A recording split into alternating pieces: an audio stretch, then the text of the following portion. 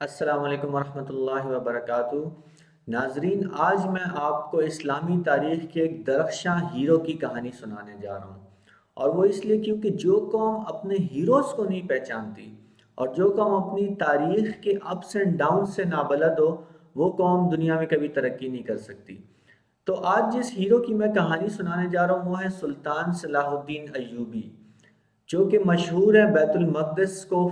آزاد کرانے کے حوالے سے۔ تو آئیے چلتے ہیں آج سے 900 سال قبل۔ یہ دور تھا 12ویں صدی عیسوی کا، جو سیکنڈ ہاف تھا اس دور میں، جبکہ عباسی خلافت کا یہ دور تھا۔ عباسی خلافت کی سیٹ جو ہے، جو اس کا سینٹر تھا، وہ تو عراق تھا، لیکن اس کے زیر نگی جو دوسرے علاقے تھے وہ بڑے لوزلی کنٹرول تھے، اور یہ ایک بہت کمزور دور تھا عباسی خلافت کے لیے۔ مسلمانوں کے لیے یہ انتہائی کٹھن دور تھا، کیونکہ مصر میں ایک طرف ایک فاطمیت خلافت جو ہے وہ قائم ہوئی تھی، جو کہ مکمل طور پہ عباسی خلافت کی ایک باغی ریاست تھی، اور وہ کافی عرصے سے وہ ریاست چلی آ رہی تھی۔ یہ تو ایک طرف۔ دوسری طرف اگر ہم دیکھیں تو بیت المقدس جو ہے وہ صلیبیوں کے کنٹرول میں تھا۔ یروشلم، یہ علاقہ پورا صلیبیوں کے کنٹرول میں آیا ہوا تھا، اور تقریباً نصف صدی سے زائد گزر چکا ہوا تھا کہ یہ صلیبیوں کے کنٹرول میں تھا۔ اور صرف یہی نہیں، بلکہ عراق کے ارد گرد کے علاقے جو عباسی خلافت کے کنٹرول میں تو تھے، لیکن وہ مختلف جتھوں کے تحت لوزلی جو ہے انڈیپینڈنٹلی، یعنی کہ وہ چل رہے تھے اپنی مرضی سے، اور مختلف جتھے جو ہے وہ اپنی اپنی پاور سٹرگلز ان کی تھیں، آپس کی لڑائیاں تھیں، فتنے تھے جس کے اندر مسلمان جو ہے وہ اس وقت جکڑے ہوئے تھے۔ تو ایک لحاظ سے یہ ایک بڑا کٹھن دور تھا، جب یعنی کہ صلاح الدین ایوبی آگے بڑھے اور انہوں نے جو ہے اس چیز کو ٹیک اپ کیا۔ اس دور میں صلاح الدین ایوبی جو ہے وہ موصل کے اندر اس وقت کے ایک مشہور مسلم حکمران نور الدین زنگی کے تحت ایک فوجی افسر کے طور پہ اپنی خدمات سر انجام دے رہے تھے۔ نور الدین زنگی نے صلاح الدین ایوبی کو ٹاسک دیا کہ وہ یعنی وہ مصر جائیں اور فاطمیت خلافت کو عباسی خلافت کے کنٹرول کے اندر لے کر آئیں۔ تو اس مشن کے اندر جو ہے وہ یہ اصل میں دراصل جو مشن دیا گیا تھا وہ صلاح الدین ایوبی کے چچا تھے اسد الدین شیرکو، ان کو یہ مشن دیا گیا تھا، اور صلاح الدین ایوبی کو ان کے ہمراہ جو ہے وہ بھیجا گیا مصر۔ چچا بھتیجے کی کچھ سالوں کی محنت کے نتیجے میں بالآخر فاطمیت خلافت کو جو ہے وہ اس کا خاتمہ کر دیا گیا، اور یعنی کہ اس کی پاور جو ری گین کر دی گئی، اور اس کو عباسی خلافت کے کنٹرول کے تحت جو فائنلی لے آیا گیا۔ یہ ہوا سن 1171 کے اندر فائنلی، یعنی کہ فاطمی خلافت مکمل طور پہ ختم ہو گئی اور وہ عباسی خلافت کے کنٹرول کے اندر آ گئی۔ اس دوران جو ہے جیسے ہی یہ فاطمی خلافت کا خاتمہ ہوا تو اس کے کچھ عرصے میں ہی جو صلاح الدین ایوبی کے چچا تھے شیرکو، وہ انتقال کر گئے۔ تو الٹیمیٹلی صلاح الدین ایوبی کو ہی مصر کا والی جو ہے وہ مقرر کر دیا گیا، اور یوں مکمل طور پہ مصر جو ہے وہ عباسی خلافت کے کنٹرول میں آ گیا، اور یوں عباسی خلافت کو ایک استحکام، جو ایک پہلا استحکام کا جو ایک سائن تھا، یعنی کہ وہ ملا۔ اس سے صلاح الدین ایوبی کو بھی ایک بہت کانفیڈنس ملا، اور یوں انہوں نے مزید جو ہے وہ عباسی خلافت کو مضبوط کرنے کے لیے آگے جو ہے وہ کام کرنا شروع کیا، اور آہستہ آہستہ کچھ عرصے میں انہوں نے یمن کو بھی جو ہے وہ فتح کر لیا، اور عباسی خلافت کے کنٹرول کے اندر اس کو لے کے آ گئے۔ اسی طرح وہ اور علاقوں کے اوپر بھی آہستہ آہستہ، یہاں تک کہ سن 1182 کے اندر جو ہے یمن اور شام، حجاز، عراق تو پہلے ہی کنٹرول میں تھا، تو یعنی جو ارد گرد کے سارے علاقے تھے وہ عباسی خلافت کے کنٹرول کے اندر آ گئے، اور عباسی خلافت کو کافی استحکام ملا، اور مسلم امت جو ہے وہ یونیفائی ہوئی بالآخر۔ یہ جو آپس کی لڑائیاں تھیں بالآخر صلاح الدین ایوبی نے کچھ سالوں کی محنت کے ذریعے سے مسلمانوں کو یونیفائی کیا اور ایک لیڈرشپ کے اندر لے کر آئے، اور یعنی یہ وہ وقت تھا جب مسلم امت یونیفائی ہوئی، اور اب وقت آ گیا تھا کہ صلیبیوں کے ساتھ جو ہے وہ ٹکراؤ کیا جاتا اور بیت المقدس کو واپس لیا جاتا۔ اب اس دوران مسلمانوں کا ایک معاہدہ ہوا تھا اس وقت کے صلیبیوں کے ایک سردار رینالڈ کے ساتھ، ایک 4 سالہ امن معاہدہ تھا، کیونکہ صلیبیوں کے پاس بھی ایک طاقت موجود تھی تو یہ امن معاہدہ جو ہے وہ کیا گیا، لیکن رینالڈ نے کبھی بھی اس امن معاہدے کی پاسداری نہیں کی، اور برائے نام یعنی کہ یہ ایک امن معاہدہ تھا کیونکہ وہ مسلم قافلوں کے اوپر مستقل حملے کیے جا رہا تھا۔ اس کے ساتھ ساتھ اس چیز کی بھی رپورٹس موجود ہیں ہسٹوریکل کہ وہ نبی صلی اللہ علیہ وسلم کی شان میں گستاخی بھی کیا کرتا تھا، یہاں تک کہ اس کی بدماشیاں اتنی بڑھ گئیں کہ 1186 میں اس نے مدینہ منورہ کے اوپر حملہ کرنے کا منصوبہ بنایا، اور یہ چیز جب صلاح الدین ایوبی کے نوٹس میں آئی، اور اس کے علاوہ جو توہین رسالت کے حوالے سے جو چیزیں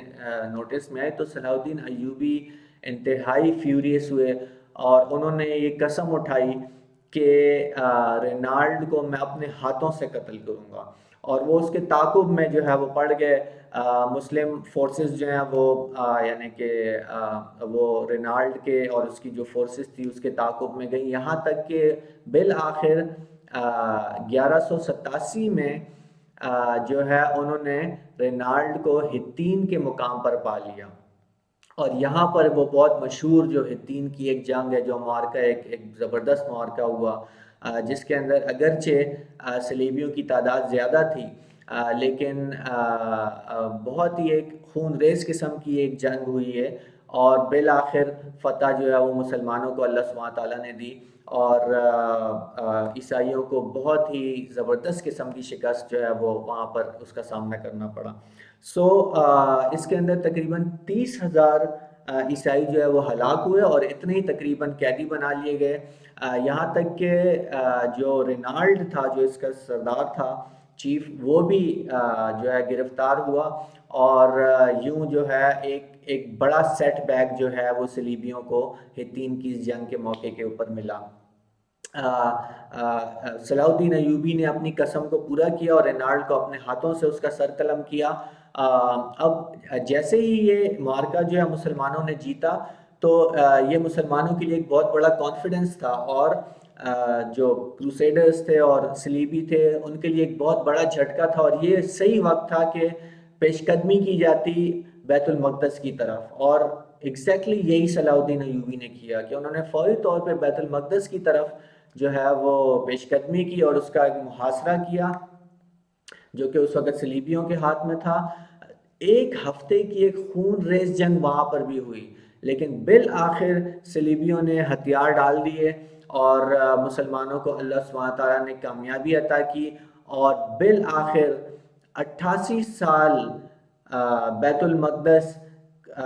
صلیبیوں کے ہاتھ میں رہنے کے بعد، یعنی کہ 1099 میں وہ صلیبیوں کے قبضے میں چلا گیا تھا، تو 1187 میں 88 سال بعد بالآخر اللہ سبحانہ تعالیٰ نے مسلمانوں کو کامیابی عطا کی صلاح الدین ایوبی کے ہاتھوں، اور بیت المقدس جو ہے وہ آزاد ہوا۔ تو سلطان صلاح الدین ایوبی جو ہیں وہ بیت المقدس کے اندر ایک فاتح کے طور پہ داخل ہوئے، اور یعنی یہ جو خواب بیت المقدس کو آزاد کرانے کا دیکھا تھا، یہ نور الدین زنگی نے، جو کہ اس سے پہلے ہی وفات پا چکے ہوئے تھے ان معرکوں سے پہلے، تو انہوں نے نور الدین زنگی نے باقاعدہ ایک ممبر تیار کر رکھا تھا کہ جب ہم بیت المقدس کو آزاد کرائیں گے تو یہ ممبر وہاں پر جو ہے وہ نصب کریں گے۔ تو یہ ان کا خواب تھا جو کہ ان کی زندگی میں پورا نہ ہو سکا، لیکن صلاح الدین ایوبی نے وہی ممبر جو نور الدین زنگی نے تیار کر رکھا تھا، وہ اپنے ہاتھوں سے جا کر بیت المقدس کے اندر نصب کیا۔ لیکن صلاح الدین ایوبی کا بیت المقدس میں ایک فاتح کے طور پر جانا بالکل یکسر مختلف تھا اس چیز سے جب صلیبی جو ہے وہ بیت المقدس میں فاتح کے طور پر داخل ہوئے تھے۔ کیونکہ جب صلیبی 1099 کے اندر انہوں نے بیت المقدس کو فتح کیا اور قبضہ کیا تو انہوں نے تو خون کی ندیاں بہا دی. یعنی کہ جو مورخین ہیں وہ لکھتے ہیں اس کے بارے میں کہ بلکہ جو مغربی مورخین ہیں وہ بھی اس حد تک کہ وہ بھی یعنی کہ وہ لکھتے ہیں کہ جو گلیاں تھیں یروشلم کی گلیاں وہ مسلمانوں کے اور یعنی انسانوں کے اعضاء سے، کٹے ہوئے سروں سے، ہاتھوں پیروں سے یعنی بھری پڑی تھی. اور یعنی کچھ مورخین نے تو یہاں تک لکھا ہے کہ گھٹنوں گھٹنوں تک خون جو ہے وہ بہہ رہا تھا سڑکوں کے اندر. اور صلیبی جو ہیں وہ بیت المقدس کی یعنی مسجد الاقصی کے اندر داخل ہوئے اور تخت و تاراج کر دیا انہوں نے. یہاں تک کہ جو ممبر ہے اس کو بھی تباہ و برباد کر دیا. اور بالآخر مسجد اقصی کو گھوڑوں یعنی گھوڑوں کے استبل کے طور پہ جو ہے وہ اس کو استعمال کیا. سو یہ صلیبیوں کا فتح کرنے کا انداز تھا کہ انہوں نے ظلم کی ایک داستان رقم کر دی. اس کے بالکل برعکس صلاح الدین ایوبی جب ایک فاتح کے طور پہ داخل ہوئے تو کوئی ظلم جو ہے وہ نہیں کیا گیا صلیبیوں کے اوپر، بلکہ ایک اعلان کیا گیا کہ جو بھی قیدی جو ہے وہ یعنی وہاں پہ جو لوگ عیسائی موجود تھے صلیبی، وہ فدیہ دے کے اپنے آپ کو آزاد کرا سکتے ہیں. اور یہی ہوا کہ جو افورڈ کر سکتا تھا انہوں نے فدیہ دیا اور ان کو جو ہے وہ چھوڑ دیا گیا کہ آپ جا سکتے ہیں یا یہاں پہ رہنا چاہیں تو آپ رہ سکتے ہیں. اس میں اب کچھ ایسے تھے جو افورڈ نہیں کر سکتے تھے اور غریب تھے اور اپنے فدیے کی رقم ادا نہیں کر سکتے تھے. تو آپ اس چیز کو دیکھیں کہ صلاح الدین ایوبی نے خود اپنی طرف سے، اور ان کے بھائی تھے جن کا نام جو ہے وہ ملک عادل تھا، تو انہوں نے ان کے بہاف پہ فدیے کی رقم جو ہے وہ ادا کر کے اور ان کو بھی آزاد کر دیا. تو یعنی دنیا نے دیکھا کہ ایک مثالی فاتح کے طور پہ صلاح الدین ایوبی جو ہے وہ بیت المقدس کے اندر داخل ہوئے. اور پھر کچھ عرصے میں ہی باقی فلسطین بھی جو ہے وہ بھی آزاد ہوا اور یوں ایک مقبوضہ علاقہ جو ہے وہ صلیبیوں کے قبضے سے چھڑا کے اور دوبارہ مسلمانوں نے جو ہے اس کو اوپن کیا. سو یہ ایک ایسی سٹوری ہے جو آج کے لیے ہمارے اس امت کے لیے ایک مثال ہے، ایک درخشاں مثال ہے. اور ہمارے لیے ہمارے پاس یعنی لیسنز ہیں اس سٹوری کے اندر سے جو ہمیں ملتے ہیں. اور یعنی کہ ہمیں وہ لیسنز لینے چاہیے آج کے دور میں. یعنی اگر ہم آج دیکھیں تو آج بھی مسلم امت جو ہے وہ ایک کٹھن دور سے گزر رہی ہے. آج بھی مسلم امت جو ہے وہ ڈس یونیفائیڈ ہے. آج بھی مسلم امت کے بہت سارے علاقے، بہت سارے لینڈز جو ہیں وہ کفار کے قبضے کے اندر ہیں. آپ کشمیر کی مثال لے لیں جو مشرک ہندو کے قبضے میں ہے. اسی طرح فلسطین جو ہے آج یہود کے قبضے میں ہے. اسی طرح عراق اور افغانستان آج صلیبی امریکہ کے قبضے میں ہے. اور اسی طرح دوسرے علاقے. سو آج ہمارے پاس یعنی ہم کو لیسنز لینے ہیں صلاح الدین ایوبی کے اس طرز عمل سے. اور یہاں پر میں یہ بھی بیان کرنا چاہوں گا کہ صلاح الدین ایوبی بخوبی جانتے تھے کہ مقبوضہ علاقوں کو آزاد کرانا ایک فرض ہے جو اللہ سبحانہ تعالیٰ کی طرف سے ہم مسلم امت کے اوپر عائد کیا گیا ہے. یہ جب ہتین کی یہ جو جنگ ہوئی تھی جو کہ پہلی بڑی فتح تھی صلیبیوں کے خلاف، یعنی واقعہ یہ ہے، ایک انٹرسٹنگ فیکٹ یہ ہے کہ یہ رمضان کا مہینہ تھا. اور اس کے اندر صلاح الدین ایوبی کے جو کچھ مشیر تھے انہوں نے مشورہ دیا ان کو کہ رمضان کے مہینے میں ایک معرکہ کرنا یا ایک جنگ کرنا یہ اب فوج کے لیے یعنی کہ کافی مشکلات ہوں گی اس کے اندر. سو لہٰذا آپ اس کو ڈیلے کریں کہ رمضان کا مہینہ گزر جائے تو اس کے بعد آپ اس معرکے کے لیے یعنی کہ تیاری پکڑیں اور اس کو جو انجام تک پہنچائیں. اب صلاح الدین ایوبی نے اس کے اوپر سوچ بچار کی اور یعنی کہ اس مشورے کو جب انہوں نے لیا، سو انہوں نے فائنلی یہ چیز ڈیسائیڈ کی کہ نہیں، بالکل ہم ڈیلے نہیں کر سکتے، کیونکہ مقبوضہ علاقوں کو آزاد کرانا اللہ سبحانہ تعالیٰ کی طرف سے ایک فرض ہے، اور ان کے الفاظ میں آپ کو سنانا چاہتا ہوں یہاں پر اس یعنی موقع پہ، جب یہ مشورہ ان کو دیا گیا تھا اور انہوں نے پھر سوچ بچار کی، اس کے بعد انہوں نے جواب دیا، تو سلطان صلاح الدین ایوبی کے الفاظ کچھ اس طرح سے تھے، اور میں کوٹ کروں گا: انسان کی زندگی بہت مختصر ہے، موت کسی کو وقت نہیں دیتی، اور قابض کفار کو مسلم علاقوں پر ایک دن بھی اضافی رہنے دینا جبکہ ہم ان کو نکالنے کی صلاحیت رکھتے ہیں، ایک مکروہ عمل ہے جو میرے لیے ناقابل برداشت ہے۔ سو مسلم علاقوں پر قابض کفار کو ایک دن بھی اضافی رہنے دینا یہ جائز نہیں تھا، اور یعنی انہوں نے کہا کہ ایک دن بھی ہم، جبکہ ہمارے اندر یہ صلاحیت ہے، اور وہ کانفیڈنٹ تھے کہ ہم ان کو مار بھگا سکتے ہیں ان علاقوں سے، کیونکہ وہ مسلمانوں کو یونیفائی کر چکے ہوئے تھے، مسلم امت اوور آل یونیفائی ہو گئی تھی ان کی لیڈرشپ کے تحت۔ سو یہ الفاظ یعنی بالکل واضح طور پہ بتاتے ہیں کہ سلطان صلاح الدین ایوبی کتنا کلیئر تھے اس چیز کے اوپر۔ اور صحیح بات یہ ہے کہ ہمیں قرآن کی آیات سے بالکل واضح طور پہ اس فرض کا پتہ چلتا ہے۔ قرآن میں سورہ نساء میں اللہ سبحانہ تعالیٰ نے فرمایا: اور تم کو کیا ہوا ہے کہ خدا کی راہ میں ان بے بس مردوں اور عورتوں اور بچوں کی خاطر نہیں لڑتے جو دعائیں کیا کرتے ہیں کہ اے پروردگار، ہم کو اس شہر سے جس کے رہنے والے ظالم ہیں نکال کر کہیں اور لے جا، اور اپنی طرف سے کسی کو ہمارا حامی بنا، اور اپنی طرف سے کسی کو ہمارا مددگار مقرر فرما۔ اسی طرح سورہ بقرہ میں اللہ سبحانہ تعالیٰ فرماتا ہے: وَاقْتُلُوهُمْ حَيْثُ ثَقِفْتُمُوهُمْ وَأَخْرِجُوهُمْ مِنْ حَيْثُ أَخْرَجُوكُمْ، جس کا ترجمہ ہے: اور ان کو جہاں پاؤ قتل کر دو، اور جہاں سے انہوں نے تم کو نکالا وہاں سے تم بھی ان کو نکال دو۔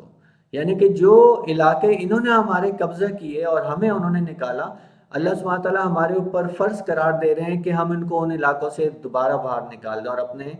سرزمین کو آزاد کریں۔ سو یہ آیات ہمیں چیخ چیخ کر بتا رہی ہیں کہ مقبوضہ علاقوں کو آزاد کرانا یہ ایک فرض ہے، اور اس کے لیے جو طریقہ کار ہے وہ مسلح جد و جہد ہے۔ افواج یعنی مسلم افواج کو حرکت میں آنا چاہیے کہ وہ اپنے مقبوضہ علاقوں کو آزاد کرائیں۔ آج اگر ہم اپنی صورتحال دیکھیں تو ہمیں نظر آتا ہے کہ کشمیر جو ہے وہ ہندو مشرق کے قبضے میں ہے۔ میں یہاں یہ کہنا چاہوں گا کہ کشمیر جو ہے وہ تقریروں سے آزاد نہیں ہوگا۔ آپ یونائٹڈ نیشنز کے اندر تقریریں کریں، اس سے کبھی آزاد نہیں ہوگا، بلکہ یہ ہماری پاکستان فوج کے شیروں کی تکبیروں سے آزاد ہوگا۔ جب وہ اللہ اکبر کا نعرہ لگائیں گے تب یہ آزاد ہوگا۔ اسی طرح اگر ہم فلسطین کو دیکھیں تو یہ مظاہروں سے اور احتجاجوں سے اور پیس ٹاک سے اور ان چیزوں سے آزاد نہیں ہوگا، بلکہ جب ہماری جو مڈل ایسٹ کی جو مسلم افواج ہیں جب وہ حرکت میں آئیں گی اور وہ یعنی فلسطین کو آزاد کرائیں گی تبھی وہ آزاد ہوگا۔ یعنی ایک مسلح، ایک افواج کے ذریعے سے ایک مسلح جو ہے وہ جدوجہد۔ اسی طرح اگر ہم دیکھیں افغانستان کے اندر، سو افغانستان میں پیس ٹاکس، امریکہ کے ساتھ پیس ٹاکس کرنے سے کبھی بھی افغانستان آزاد نہیں ہوگا، بلکہ امریکہ ہی مضبوط ہوگا۔ افغانستان سے امریکہ کو بھگانے کا صرف اور صرف ایک طریقہ ہے کہ پاکستان کی افواج اور پاکستان کے حکمران سپلائی لائن کو بند کریں بالکل، اور اپنی افواج کو حرکت میں لے کے آئیں اور نکال باہر کریں امریکہ کو۔ سو یعنی یہ بالکل واضح ہے، اور صلاح الدین ایوبی جیسی مثالوں سے ہمیں بالکل واضح نظر آتا ہے کہ کفار کو مقبوضہ علاقوں سے نکالنے کا صرف اور صرف ایک طریقہ ہے، اور وہ افواج کو موو کرنا ہے۔ سو آج ہمیں یہ لیسن جو ہے وہ ہمیں لینا چاہیے، اور ہمیں جو ہے وہ یہ چیز بالکل ذہن نشین کرنی چاہیے کہ مقبوضہ علاقوں کو آزاد کرانے کا صرف اور صرف ایک حل ہے، اور وہ افواج کے ذریعے، مسلم افواج کے ذریعے ایک مسلح حرکت میں لانا ہے۔ لیکن یہاں پر میں یہ بھی اور میں یہ بھی یہاں پہ کہنا چاہوں گا کہ ہماری افواج کے پاس بھرپور صلاحیت موجود ہے، عسکری صلاحیت موجود ہے، اور اس کے ساتھ ساتھ ایمان اور جہاد کا جذبہ بھی موجود ہے۔ لیکن جہاں پر جو کمی ہے وہ ہمارے یہ حکمران ہیں، جنہوں نے ان کو بیڑیاں، ہماری افواج کو بیڑیاں پہنا دی ہیں۔ اور یہ حکمران جو کہ ایمان سے عاری ہیں اور جو اللہ سبحانہ تعالیٰ کے اوپر توکل سے عاری ہیں، ان سے ہمیں کوئی توقع نہیں ہے کہ یہ ان افواج کو حرکت میں لے کر آئیں گے۔ تو صرف اور صرف اس کا ایک ہی حل ہے، وہ صرف اور صرف خلیفہ راشد ہوگا، جو مسلمانوں کا درست خلیفہ ہوگا، جو کہ ہماری ان افواج کو حرکت میں لے کے آئے گا، جس طرح پہلے خلفاء جو ہے وہ افواج کو حرکت میں لے کے آتے تھے مقبوضہ علاقوں کو آزاد کرانے کے لیے۔ تو آج ہمیں ایک ایسی خلافت کی ضرورت ہے، ہمیں اس خلافت کو قائم کرنا ہوگا جس کے اندر ہمارے اوپر ایک خلیفہ، اس مسلم امت کے اوپر ایک خلیفہ موجود ہو جو ہمارے اوپر قرآن و سنت کو نافذ کرتا ہو، اور جو ہماری افواج کو جہاد کے ذریعے لیڈ کرے، اور جو ہماری افواج کو حرکت میں فوری طور پہ حرکت میں لے کے آئے ہمارے ان تمام مقبوضہ علاقوں کو آزاد کرانے کے لیے۔ ہمارے مقبوضہ علاقوں کو آزاد کرانے کا واحد طریقہ یہی ہے، لہٰذا آئیے ہم خلافت کے نظام کے لیے کام کریں تاکہ ہم خلافت کی افواج کے ذریعے سے اپنے تمام مقبوضہ علاقوں کو آزاد کرا سکیں۔ وآخر الدعوانا ان الحمد للہ رب العالمین۔ السلام علیکم ورحمۃ اللہ وبرکاتہ۔